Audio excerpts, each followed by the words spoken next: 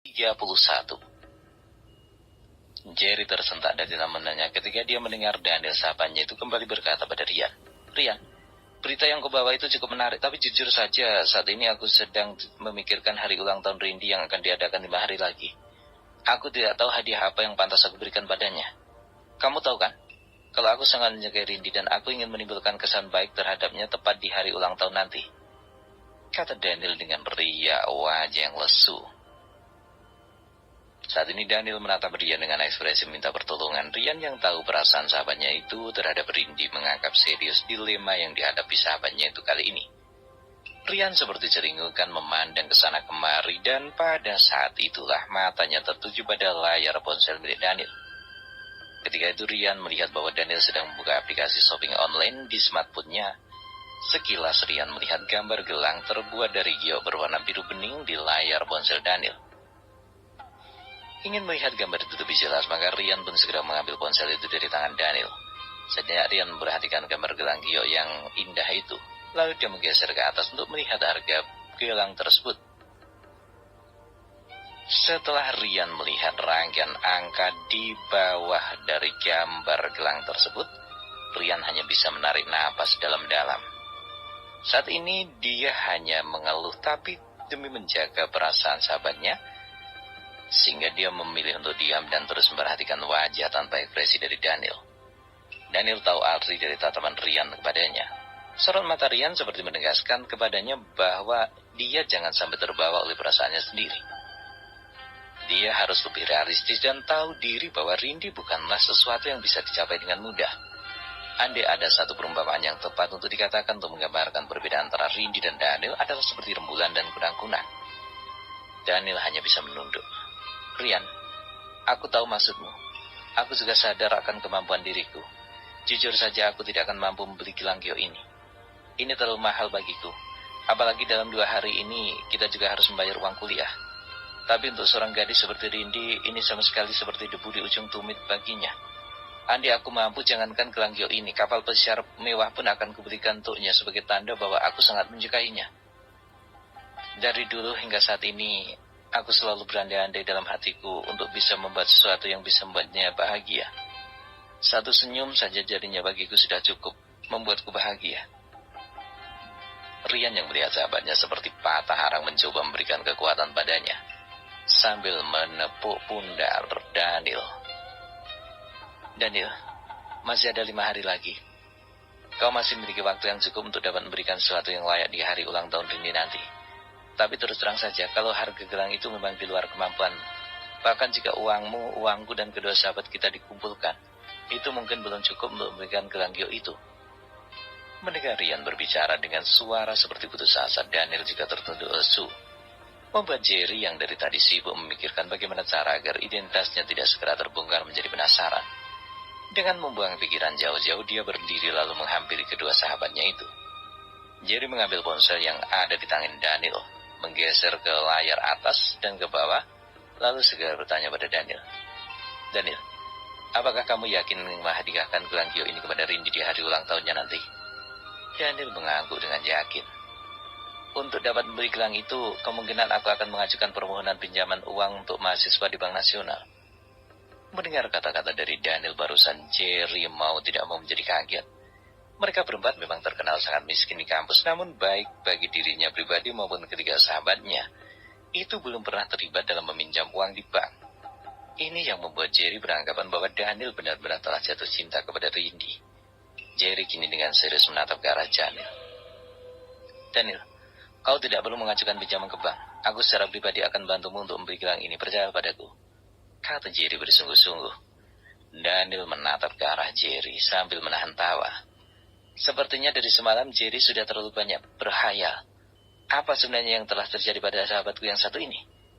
Pikir Daniel dalam hatinya, namun dia tidak mengatakan secara terang-terangan. Bagaimanapun dia masih menghargai niat baik Jerry. "Jerry, dengan apa kau akan bantuku?" "Sudahlah Jerry, aku tidak ingin menyusahkan siapapun. Jika kau memiliki sesuatu, sebaiknya kau gunakan saja untuk keperluanmu sendiri. Aku tahu siapa dirimu dengan baik. Jadi tidak perlu repot-repot membantuku," kata Daniel dengan sedikit kecewa. "Sejak kapan aku pernah berjanji lalu aku mengingkari?"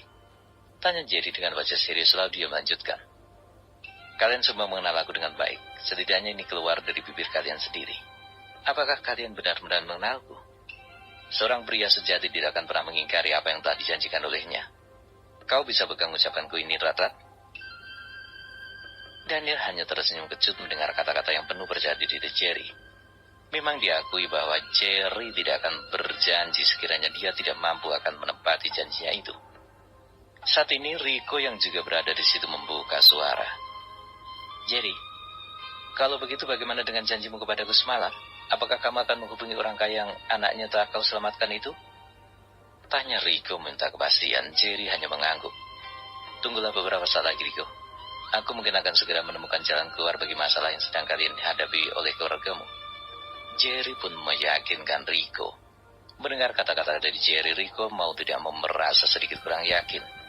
Namun dia tetap bersabar lagi untuk hari ini tidak ada masalah baginya karena walaupun bagaimanapun, ayahnya juga belum tentu menemukan penawar yang bisa memberikan harga yang tinggi kepada keluarganya yang ingin menjual seluruh aset milik mereka demi operasi ginjal ibunya.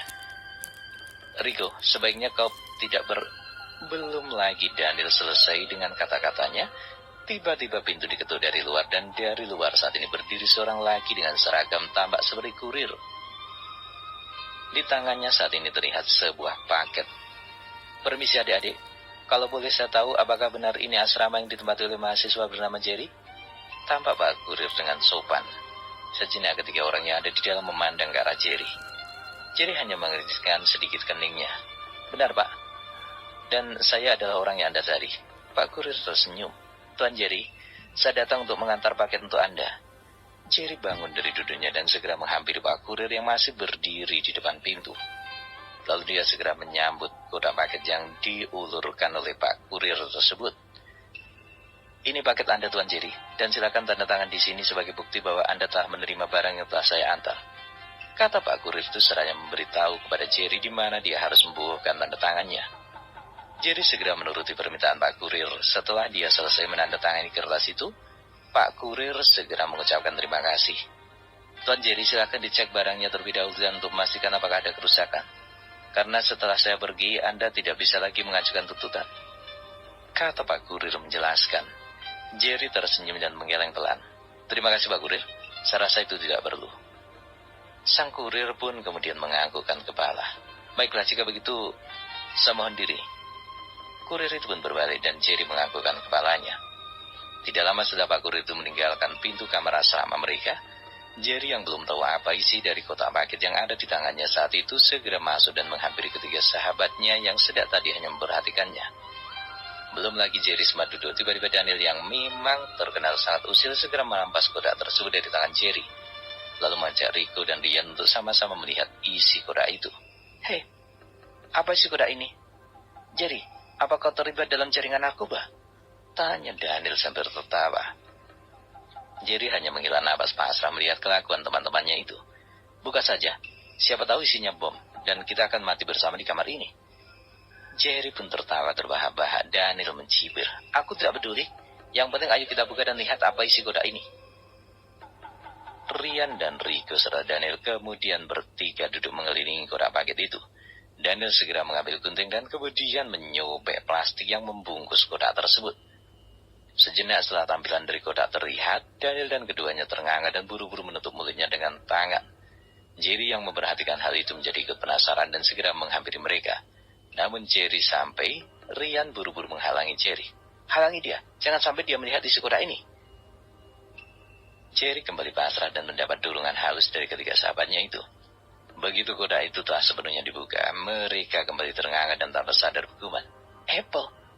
Mereka lalu memandang Jerry lekat-lekat minta penjelasan. Wajar bagi mereka untuk minta penjelasan itu karena setahu mereka bahwa Jerry tidak memiliki cukupannya uang. Dan juga tidak memiliki keluarga yang kaya sehingga bisa memberikan iPhone yang cukup mewah bagi mereka yang memang dari golongan miskin. Jerry yang tahu arti tatapan sahabatnya itu setengah mati mutar otak untuk mencari alasan yang tepat dan masuk akal untuk meyakinkan sahabat baiknya itu. Setelah beberapa saat kemudian, Jerry kembali menemukan jawaban yang tepat. Mengapa kalian melihatku seperti itu? Apakah aku telah berubah menjadi hantu di mata kalian? Tanya Jerry sambil mengulur waktu. Jerry, Dari mana kau mendapatkan uang untuk membeli smartphone ini? Kami tahu bahwa kau sangat kekurangan, jadi kami merasa heran tiba-tiba kau mampu membeli smartphone ini. Oh, itu, kata Jerry sambil melangkah mendekati temannya. Ceritanya begini, kemarin kan aku mengunjungi ayah angkatku di Hill Street. Dia tahu aku kesulitan yang aku hadapi selama ini, dan dia juga tahu bahwa aku sering dihina oleh anak-anak orang kaya yang selalu mengancamku jika aku melawan. Maka subsidiku akan dicabut. Maka dia memutuskan untuk menjual rumah dan tanah miliknya, lalu memutuskan untuk pergi ke Metro City mencari pekerjaan. Jadi sebelum dia pergi, dia telah meninggalkan kartu bank dan mengirimkan smartphone yang ada di tangannya kepadaku. Jerry berbohong. Hei Daniel, berikan kepada Jerry smartphone-nya, agar dia bisa menghubungi orang kaya untuk meminta membeli aset keluargaku dengan harga tinggi. Rico adalah orang yang paling senang mengetahui bahwa Jerry telah memiliki smartphone itu. Harapannya kini setinggi gunung pada Jerry. Daniel segera mengembalikan ponsel Jerry. Ini Jerry ponselmu, dan kini aku percaya bahwa kau bisa membantu masalah kami saat ini, kata Daniel sambil menyerahkan telepon genggamnya ke tangan Jerry. Jerry langsung menerima teleponnya dan menekan tombol on. Seketika layar ponsel itu menyala. Setelah mengatur sedikit dari ponselnya, Jerry lalu membuka daftar kontak dan menemukan beberapa nama yang telah ditambahkan oleh Barry. Dia melihat ada beberapa nama di sana seperti kakeknya Tom Smith, Sam, Ronald, Barry, dan Paul. Namun dia sedikit mengeriskan kening ketika melihat nama Paul di dalam kontaknya. Saat ini pikirannya langsung teringat kata-kata rektor tadi pagi tentang Paul. Paul, apakah dia ayah Anton? Pikir Jerry dalam hati. Tidak lama setelah itu, ponsel Jerry pun berdering. Dia melihat ke layar ponsel dan ternyata itu adalah panggilan dari Tuan Barry. Jerry segera mengusap layar untuk menjawab panggilan itu. Halo Tuan Barry, aku tidak menyangka bahwa Anda akan menelpon saya begitu ponsel saya aktif, kata Jerry sambil tersenyum. Lalu dia pun melangkah keluar agar pembicaraan dengan Barry tidak menarik perhatian teman-temannya. Tuan muda, bagus. Jika Anda telah menerima smartphone di kiriman saya sengaja menyuruh bawahan menyamar sebagai kurir agar tidak menarik perhatian orang lain. Iya, terima kasih atas kerja kerasmu Tuan Barry, kata Jerry dengan suara keramahan. Apa yang membuat Tuan muda begitu sungkan dengan saya? Ini tidak seberapa Tuan, dan memang telah menjadi tugas saya untuk melayani Anda. Baiklah jika begitu Tuan Barry. Oh ya, saya ada beberapa pertanyaan dan suatu pekerjaan yang harus Anda lakukan dan jawab. Dengan senang hati Tuan muda. Anda dapat memerintahkan saya jika ada sesuatu yang perlu saya lakukan untuk Anda. Begini Tuan Barry, saya ingin menanyakan kepada Anda siapa Paul itu dan apa jabatannya di perusahaan kakek. Oh, maksud Tuan muda adalah Paul ini. Dia adalah bawahan Ronald yang bekerja sebagai manajer di Hill Street. Tugasnya adalah memastikan pasokan bahan material dan logistik agar sampai tepat waktu dan memastikan kualitasnya tetap terjaga.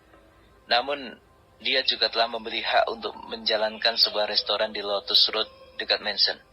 Dan atas kesetiaannya kepada kakek Anda, maka Tuan Smith telah memberinya izin untuk itu.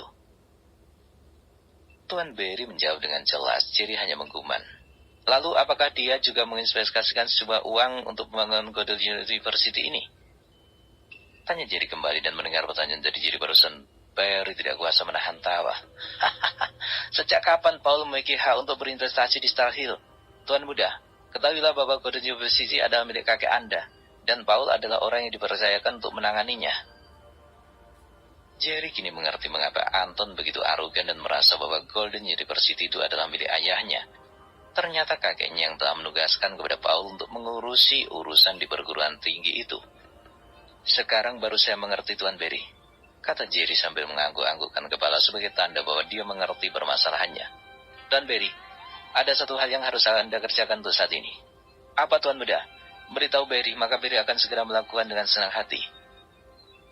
Begini Tuan Barry, Sam punya seorang sahabat yang sedang dalam masalah, jadi keluarganya berencana untuk menjual aset keluarga miliknya yang berada di Centrium. Namun belum menemukan pembeli yang bisa membelinya dengan harga tinggi. Jadi saya berinisiatif untuk membantu dan Anda harus segera membelinya dengan harga berapapun yang dia inginkan. Selain membantu sahabat, ini juga kesempatan baik bagi kita untuk memasuki Centrium dan melebarkan sayap kita di sana. Bagaimana menurut Anda tentang ini Tuan? Ide yang baik. Itu adalah ide yang sangat baik. Tuan muda, apakah sahabat Anda itu berada bersama Anda? Jika iya, bisakah Anda menyuruhnya untuk memberikan informasi kontak keluarganya kepada saya? Kata Barry dengan semangat. Mendengar Barry dengan penuh semangat, Jerry pun langsung memanggil Rico. Rico, kemari. Pinta Jerry kepada Rico. Rico yang mendengar panggilan Jerry tanpa membuang waktu langsung menghampirinya. Iya, jadi ada apa? Bisakah kau memberikan informasi kontak milik ayahmu agar orang kaya yang telah saya selamatkan anaknya itu bisa segera menghubungi ayahmu untuk menegosiasikan tentang kesepakatan jual beli aset keluargamu? Barry yang mendengar Jerry mengatakan dia adalah orang kaya yang tadi tolong anaknya oleh Jerry merasa bingung. Kapan Tuan Muda pernah menyelamatkan aku? Pikirnya dalam hati, namun dia langsung dapat memahami bahwa Jerry saat ini sedang berbohong kepada temannya untuk menutupi identitasnya. Paham akan hal itu, Barry langsung menampar keningnya sendiri. Setelah Rico telah memberikan informasi kontaknya kepada Jerry, Jerry langsung berkata pada Barry, "Tuan, ini tadi ada informasi kontak keluarga sahabat saya dan saya harap Tuan segera menghubungi dan menegosiasikan dengan yang bersangkutan. Jadi, saya tidak akan menyita waktu Anda terlalu banyak," kata Jerry sambil menutup panggilan telepon dan menepuk pundak Rico. "Semuanya akan baik-baik saja, percayalah," kata Jerry sambil berjalan bersama Rico memasuki kamar asrama mereka.